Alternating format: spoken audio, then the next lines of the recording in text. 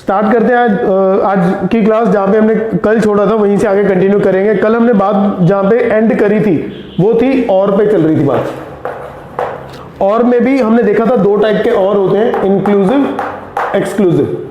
मैंने मतलब दोनों के क्लियर कर दिए थे, बट अभी तक हमने उनके ट्रूथ टेबल नहीं बना के देखे कि ट्रूथ टेबल कैसे बनते हैं। मैं एक बार फिर भी फटाफट बता देता हूँ इंक्लूसिव एक्सक्लूसिव में क्या होता था। इंक्लूसिव और में कहता था आइदर दिस और बोथ, आइदर ए और बी और बोथ, राइट। बट एक्सक्लूसिव कहता था आइदर ए और B, there both can not be have at, both can not exist at the same time. ठीक है, ओके। पहले एक्सक्लूसिव की बात चल रही थी तो पहले एक्सक्लूसिव की बात कर लेते हैं। पी क्यू, पी और क्यू, ये एक्सक्लूसिव और है। इसमें वो कहता है अगर दोनों ट्रू हो, ऐसा पॉसिबल नहीं है। Either one will happen, other will not, और other will happen, one first will not. Both can not happen at the same time, right. तो it will be false exclusive के केस में। If one will happen, other will not, then it is true. If one is not happening, other is happening, then also it is true. If both are not happening, that is also not possible, then it is false. Alright, now we talk about inclusive OR. Students, जब हम ये inclusive और की बात करते हैं ना, तो इंक्लूसिव और जो चीज़ है ये बहुत बेनिफिशियल है।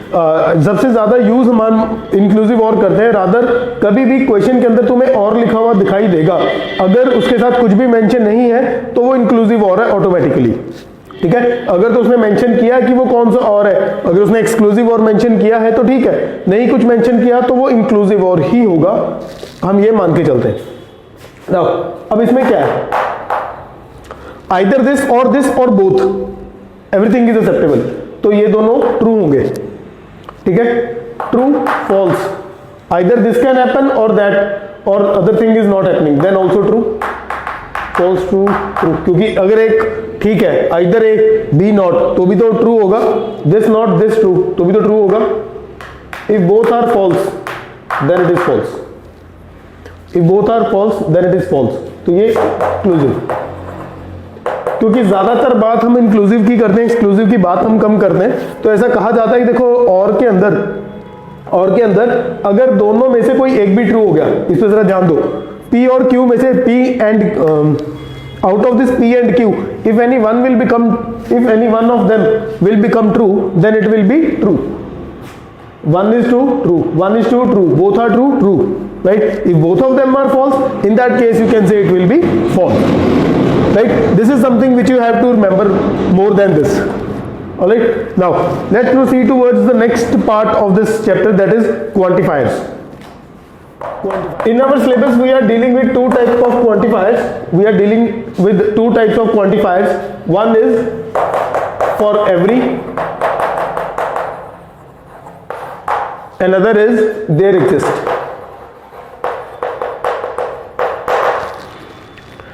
For every there exist. जब ये किसी स्टेटमेंट के अंदर आपको फॉर एवरी या फिर देयर एग्जिस्ट दिखाई देता ना बेटा, मोस्ट ऑफ द टाइम्स अगर आप इसको अच्छे इंग्लिश से समझने की कोशिश करते हैं तो it will be easy for you to understand both of them, what does they mean. Now if I say in let's talk about a mathematical terms, if I say for every x belongings to natural number, for every x belongings to natural number there is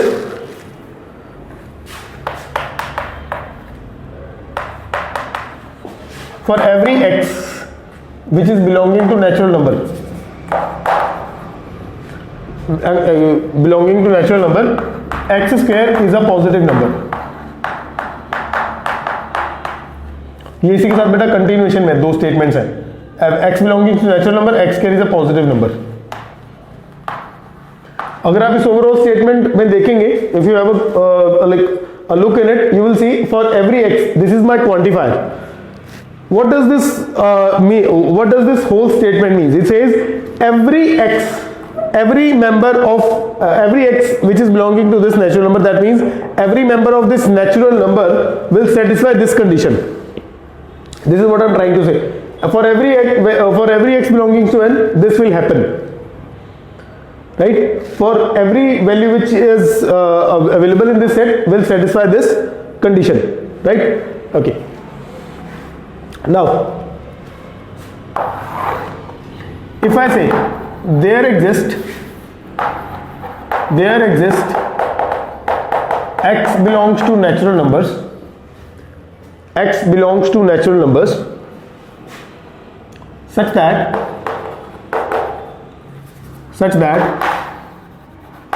root x is a natural number.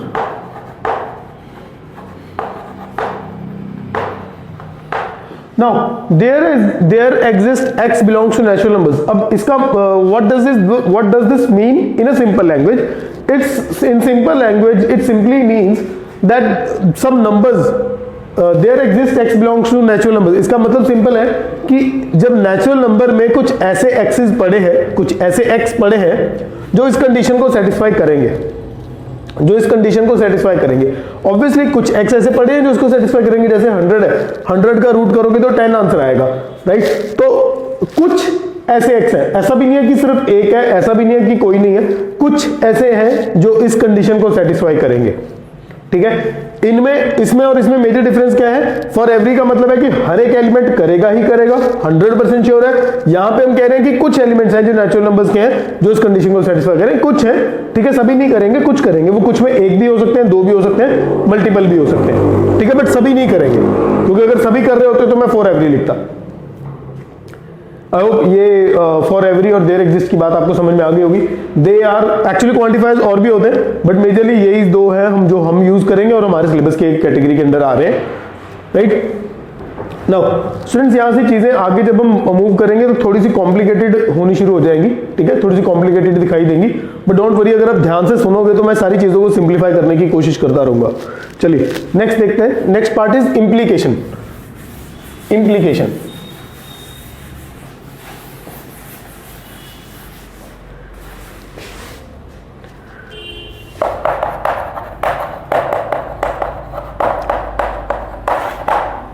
Implication. This implication is something which works as a connection between two statements. If there are two statements and I have to join those two statements, then and if I'm using implication, let's see. Now you work hard and you will achieve success. You work hard and you will achieve success. Now there are two statements.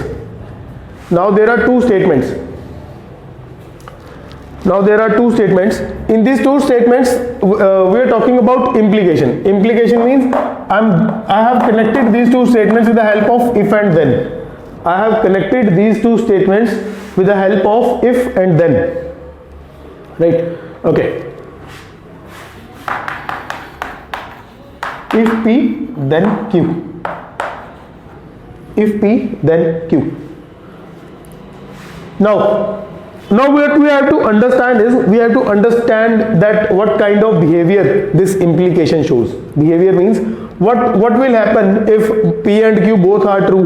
Will the resultant new this statement will be true or not, right? Now earlier it was P and Q, two different statements. Now they are combined, now they are one single statement. What we have to understand is what will be the behavior of that new single statement when these both are behaving in their own way. Let's say if they both are true, what will be the result of new statement? What if they both are false, or if P is true, Q is false, or P is false, Q is true? We have to understand that. Although I can tell you and you can cram it, but I don't want it to happen, right? So that's why listen to it very carefully so that you will be able to understand how these things are working. इसको अच्छे से समझने के लिए, इसी part को अच्छे से समझने के लिए I'll take one more example. If x is equal to 4, then x square is equal to 16. If P, then Q. अगर मैं दोनों बातें ट्रू है, P भी ट्रू है, Q भी ट्रू है, नाउ P भी ट्रू है, Q भी ट्रू है, true. What about if P then Q? इसका सिंबल होता है इम्प्लीकेशन का P implies Q, ठीक है, ये सिंबल है इसका। तो what about P implies Q? क्या ये पूरी स्टेटमेंट ट्रू है? ये पूरी स्टेटमेंट ट्रू है। अगर मैं P को यही रहने दूं, कोई चेंज ना करूं, P ट्रू ही रहे, बट Q को फॉल्स कर दूं, मैं यहां पे x स्क्वायर को 18 लिख दूं, फॉल्स कर दूं। अब इस पूरी स्टेटमेंट को पढ़ो, क्या तुम्हें वो ठीक लग रही है? If x is equal to 4 then x square is equal to 18, क्या लगता है? फॉल्स, पूरी स्टेटमेंट ट्रू नहीं है ना, गलत है। x is equal to 15 then x square is equal to 18 होगा। अगर हमारे पास जो p है इसको नेगेट कर दिया जाए, p को नेगेट कर दूं, p को नेगेट करके यानी p मेरा फॉल्स है, नेगेट कर दिया, पहले x इज इक्वल टू 4 है, मैंने x नॉट इक्वल टू 4 कर दिया। जब x नॉट इक्वल टू 4 है तो x square is equal to 16, क्या ये पॉसिबल है? बिल्कुल। x इज इक्वल टू -4 के लिए ये पॉसिबल है, तो इसके गलत होने पे इसके सही होने के चांसेस है, ठीक है। तब भी ये पूरी स्टेटमेंट आप पूरे तरीके से गलत नहीं है। अगर मैं इसको पूरी स्टेटमेंट को पढ़ूं, if x is not equal to 4 then x square is equal to 16, ठीक है, ये पूरी गलत नहीं है, क्योंकि कुछ ऐसी वैल्यूज एग्जिस्ट करती हैं जो इसको ट्रू बना देगी।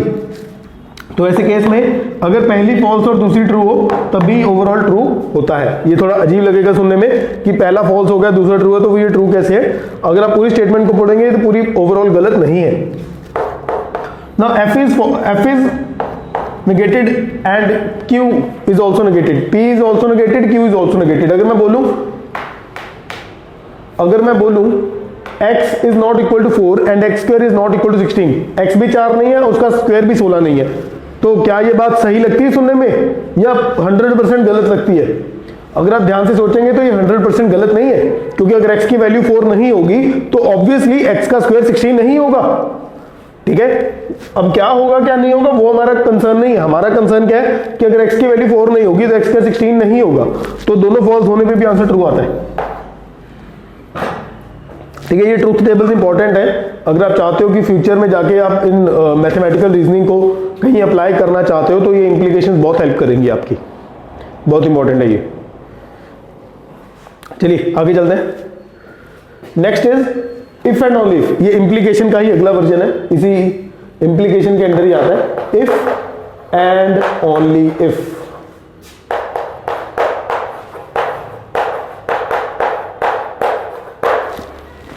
इफ एंड ओनली इफ, ठीक है। अब इफ एंड ओनली इफ का मतलब क्या है? इफ एंड ओनली इफ का मतलब बेटा ये है कि कहीं पे अगर आपको ऐसा दिखाई दे P if and only if Q, इसका मतलब ये है कि अगर P ट्रू है तो Q भी ट्रू होगा, अगर Q ट्रू है तो P भी ट्रू होगा, बोथ साइड्स जो है वो ट्रू होंगी, ठीक है। सिमिलरली अगर P नहीं हुआ तो Q नहीं होगा, Q नहीं हुआ तो P भी नहीं होगा, ठीक है। ओके, तो इसका भी एक बार ट्रूथ टेबल देख लेते हैं।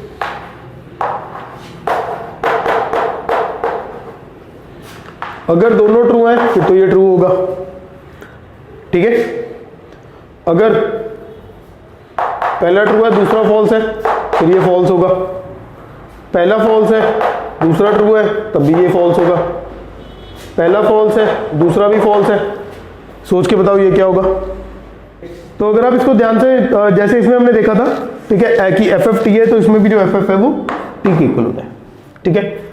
Although P if and only if Q का जो ट्रूथ टेबल होता है वो काफी बड़ा होता है, बट फिलहाल हमारे सिलेबस में इतने बड़े ट्रूथ टेबल्स नहीं है, तो अगर आप इन्हें ऐसे याद कर लोगे तो भी ठीक है, नहीं याद करोगे तो भी चलेगा, कोई प्रॉब्लम नहीं। बट मैं चाहता हूँ कि आपको चीज़ जो है वो डायरेक्ट समझ में आई होनी जरूरी है। मैं एक बार थोड़ा इफ एंड ओनली इफ के बारे में थोड़ा सा और बता देता हूँ ताकि आपको अगर कहीं पे अप्लाई करने के लिए आ जाए तो मुश्किल ना हो। P if and only if Q का मतलब क्या होता है? That P implies Q and Q implies P। अगर किसी दो स्टेटमेंट्स में ये रूल फॉलो हो रहा है, P implies Q and Q implies P, अगर दोनों हो रहा है तो उस केस में हम कहते हैं कि जो ये दो P Q जो है वो if and only if implication को अप्लाई करवा पा रहे हैं, ठीक है। तो ये उनके कुछ ट्रुथ टेबल्स हैं। चलिए आगे देखते हैं। इंप्लीकेशंस के अंदर आगे कुछ सब पार्ट्स हैं इस इंप्लीकेशन को आगे अगर हम फर्दर बढ़ाएं। इंप्लीकेशन का मतलब तो हो गया, अगर हम इफ देन की बात करते हैं, इट मींस P, है ना। Now the first thing which I want to discuss is converse. ये हमने बहुत बार सुना भी हुआ है। कन्वर्स क्या कहता है? अगर ओरिजिनली P इंप्लाइज Q था तो कन्वर्स का मतलब क्या होता है बेटा? इट सेज कन्वर्स का मतलब होता है Q implies P। मतलब अगर आपकी ओरिजिनल स्टेटमेंट में इफ P देन Q है तो अगर मैं कहूं उस स्टेटमेंट का कन्वर्स कर दो तो आपको पिछली स्टेटमेंट को आगे ले आना है, अगली को पीछे ले जाना है। जैसे मैं यहां पे कह रहा था, पहले हमने स्टेटमेंट की बात करी थी, if x is equal to 4 then x square is equal to 16। ये P है, ये मेरा Q है बेटा। अब मैंने अपनी स्टेटमेंट्स के अंदर इन्हें चेंज कर देना है। अगर मुझे कोई कहे कि इसका कन्वर्स फाइंड आउट करो, तो मैं कन्वर्स कैसे फाइंड आउट करूंगा? मैं कहूंगा if x square is equal to 16 then x is equal to 4। ठीक है, अब कन्वर्स एग्जिस्ट कर रहा है या नहीं कर रहा है, ये डिपेंड करता है कि कौन सी दो स्टेटमेंट्स उठाई जा रही हैं, राइट। ये डिपेंडिंग अपॉन स्टेटमेंट है सब कुछ, बट लेकिन कन्वर्स का मतलब क्या होता है वो आपको पता होना चाहिए। Original statement P implies Q है, कन्वर्स उसका होगा Q implies P। Now next is inverse. Next is inverse. Inverse says if original statement is if P then Q, if P is happening then Q is happening, तो inverse says if P is not happening then Q will not be happening।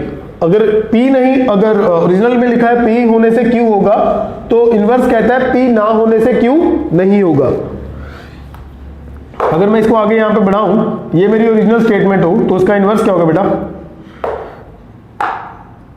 Inverse होगा उसका if x square is not equal to, sorry x, original statement तो ये थी, if x is not equal to 4 then x square is not equal to 16।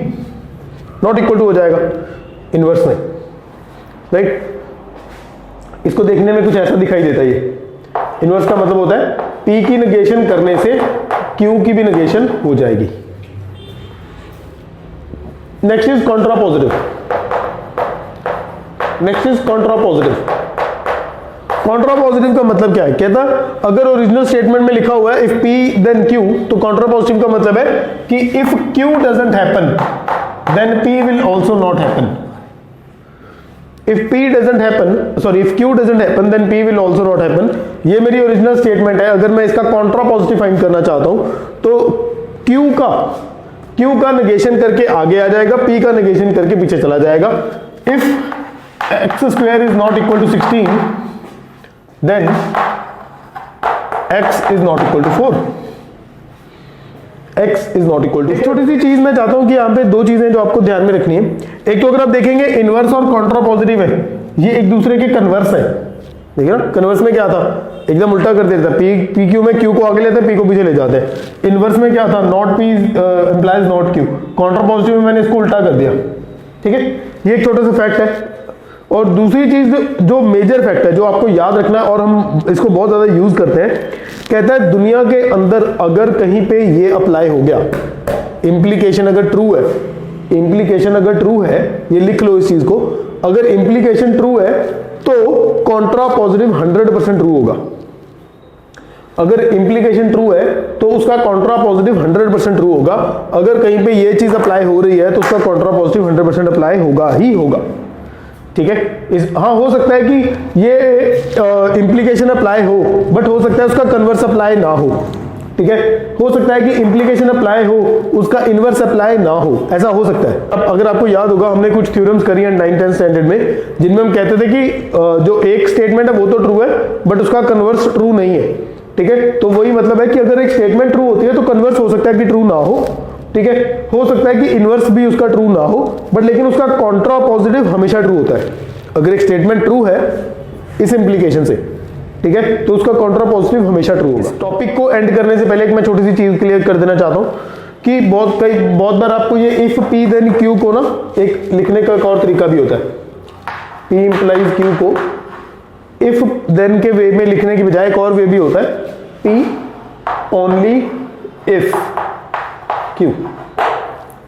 ये if P then Q का एक synonym कह सकते हो, सिमिलर वर्जन है, अलग तरीके से लिखने का तरीका है बस उसे। P ओनली इफ Q, इसका मतलब भी वही है, क्या? If P then Q। इसके साथ एंड करते हैं हम ये आज का लेक्चर। अगर आपको इस लेक्चर में कुछ भी नया सीखने को मिला हो तो इस वीडियो को लाइक जरूर कीजिए, अपने दोस्तों के साथ ज़्यादा से ज़्यादा इसे शेयर जरूर कीजिए। अगर आपने चैनल सब्सक्राइब नहीं किया तो प्लीज़ आप चैनल को सब्सक्राइब जरूर कर लीजिएगा, राइट। अगर आपको कोई भी डाउट आता है किसी भी क्वेश्चन के अंदर जो मैंने करवाया है, या फिर कोई ऐसा क्वेश्चन जो मैंने नहीं भी करवाया है, तो आप उस क्वेश्चन का रेफरेंस देके मुझे कमेंट सेक्शन में पूछ सकते हैं। मैं कोशिश करूंगा कि हर एक क्वेश्चन जो मुझसे पूछा गया है मैं उसकी एक शॉर्ट वीडियो बना के अपलोड करूँ, right. I thank you so much for watching.